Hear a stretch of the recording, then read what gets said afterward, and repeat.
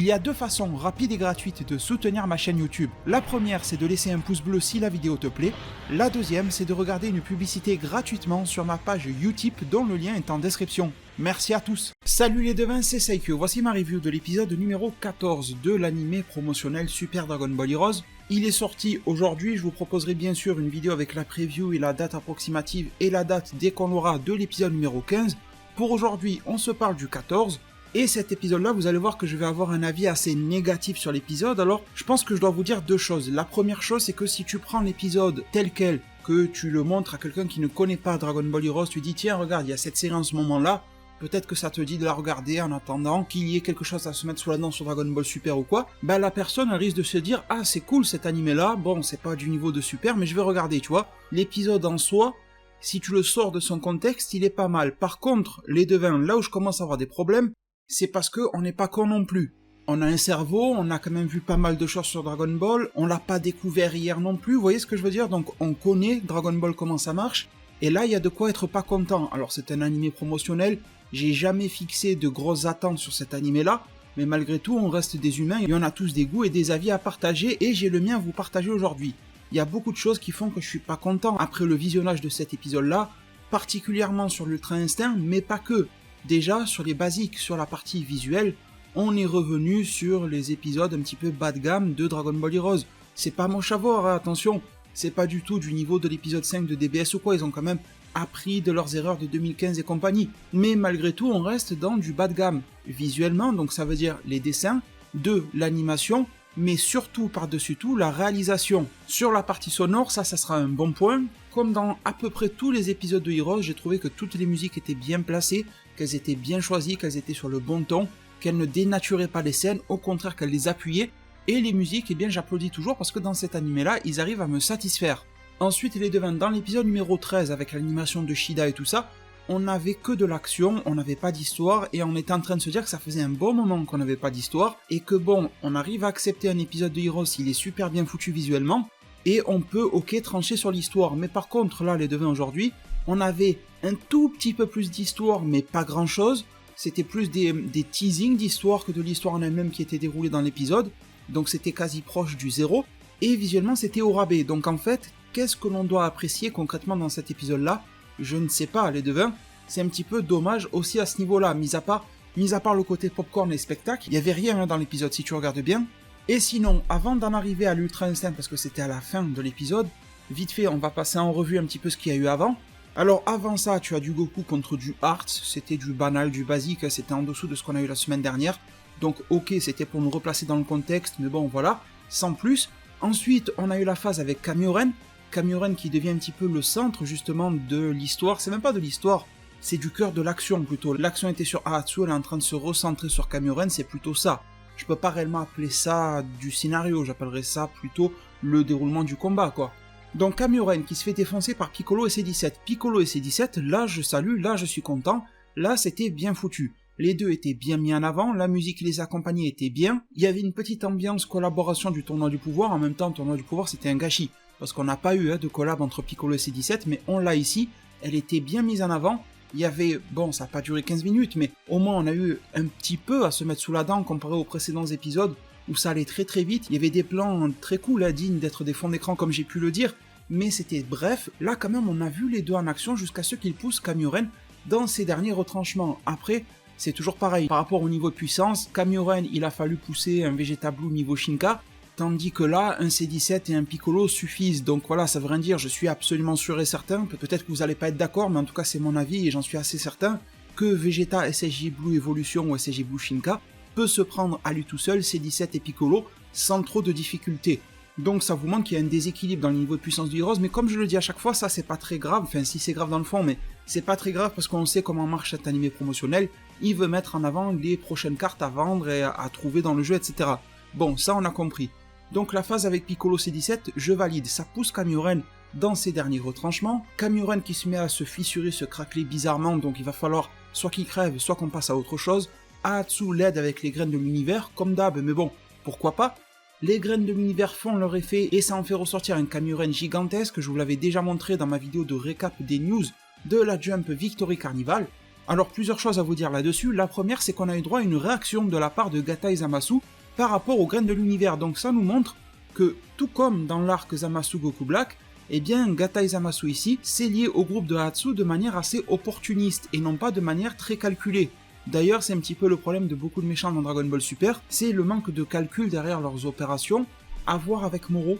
Moro est un petit peu particulier parce qu'il calcule beaucoup de choses, mais on a pu voir avec les vœux formulaires Porunga que son vœu était peut-être un petit peu opportuniste aussi. Il se demandait même si Porunga serait capable de le réaliser, c'est pour dire. Mais en tout cas, tout comme dans l'arc Zamasu où le fait de posséder le corps de Goku était une opportunité à saisir, comme Zamasu l'a dit lui-même dans l'anime DBS, je ne l'invente pas du tout, et bien là, Gata et Zamasu s'émerveillent des capacités des graines de l'univers. Donc ça veut dire que même si on l'a vu très proche de Ahatsu, il ne sait pas concrètement quels sont les détails et quelle est l'étendue du plan de Ahatsu et de ses capacités, donc les capacités des graines de l'univers, et là il s'en émerveille.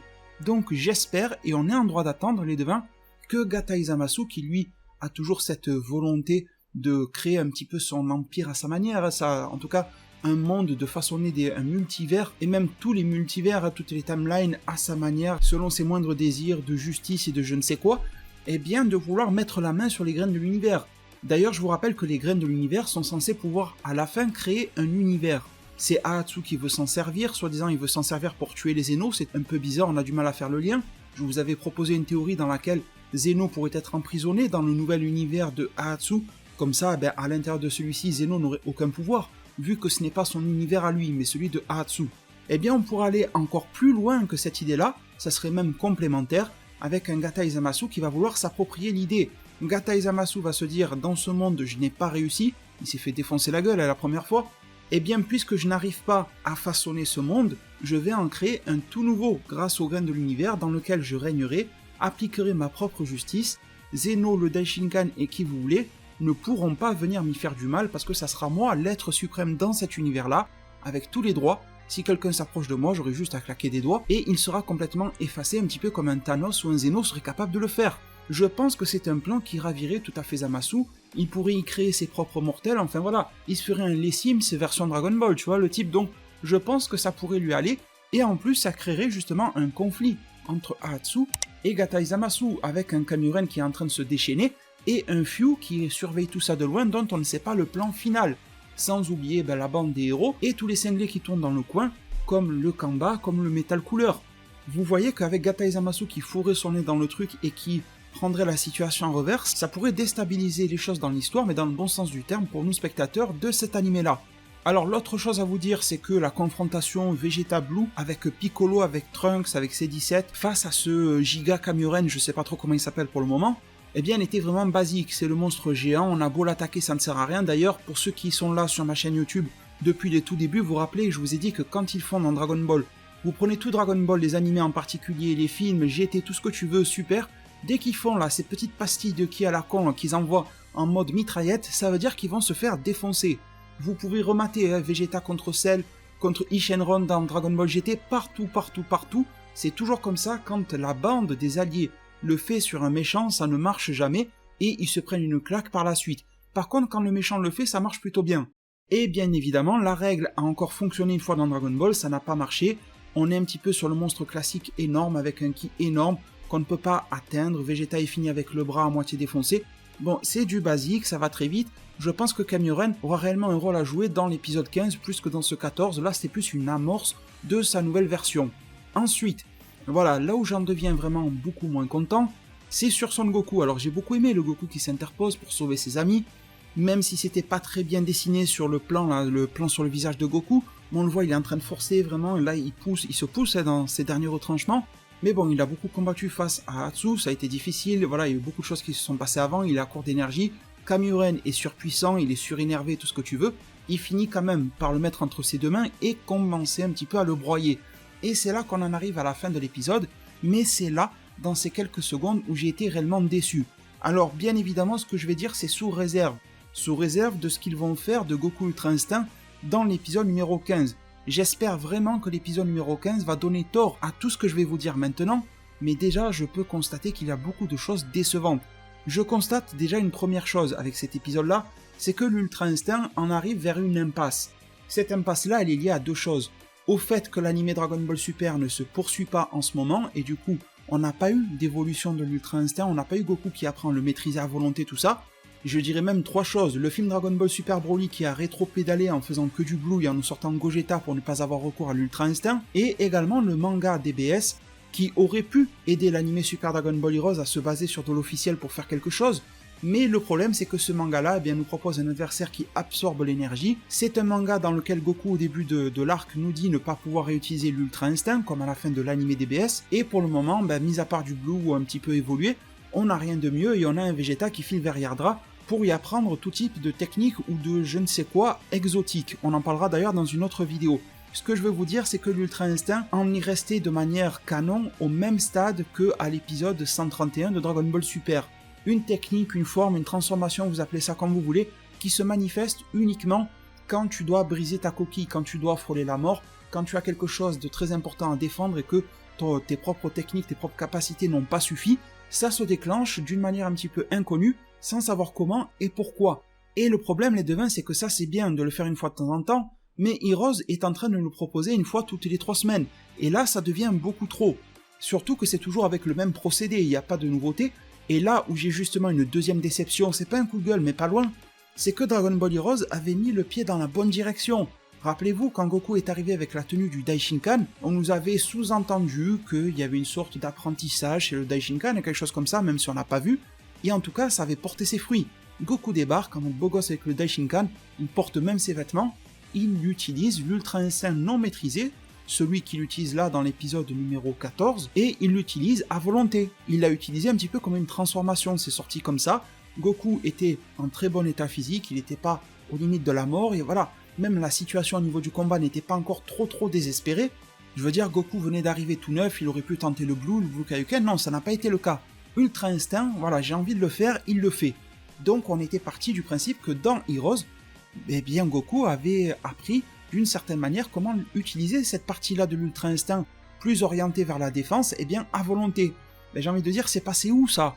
Parce que là, il n'a pas du tout fait à volonté, il a fallu qu'il se fasse défoncer. Regardez ce petit passage-là, on dirait qu'il est constipé pendant qu'il se fait serrer. Quand tu vois ce passage-là, niveau réalisation, c'est tellement bidon, t'as envie de proposer un laxatif ou un paquet de pruneaux à Goku, et il passe en Ultra Instinct. Donc vraiment de l'Ultra Instinct à l'ancienne, comme on a aimé et adoré, mais voilà, je le dis souvent, j'adore les pizzas, mais je peux pas en bouffer tous les jours pendant plusieurs mois. Et bien avec l'Ultra Instinct, c'est pareil, j'adore l'Ultra Instinct, mais je peux pas l'avoir de la même manière chaque semaine, chaque 2 semaines ou je ne sais quoi, qui est réexploité à chaque fois pareil, il faut que ça évolue, il faut que ça soit nouveau, qu'il y ait de l'astuce et une certaine forme d'ingéniosité. Et là, il y en avait zéro. Surtout que là, on est revenu en arrière, il était censé se maîtriser, il ne se maîtrise pas du tout, il a fallu qu'il frôle la mort suite à constipation entre les bras de Kamuren pour que ça ressorte, et là, ce n'est pas logique. Ils vont nous sortir quoi? Que c'est les habits du Daishinkan qui fournissaient une certaine forme de puissance ou de maîtrise supplémentaire? Ça n'a pas de sens, vous êtes d'accord avec moi? Donc ils sont revenus en arrière, on ne sait strictement pas pourquoi. C'est très beau, vraiment l'Ultra Instinct, la manière dont il arrive, il est classe. C'est encore une fois quelque chose digne d'être un fond d'écran.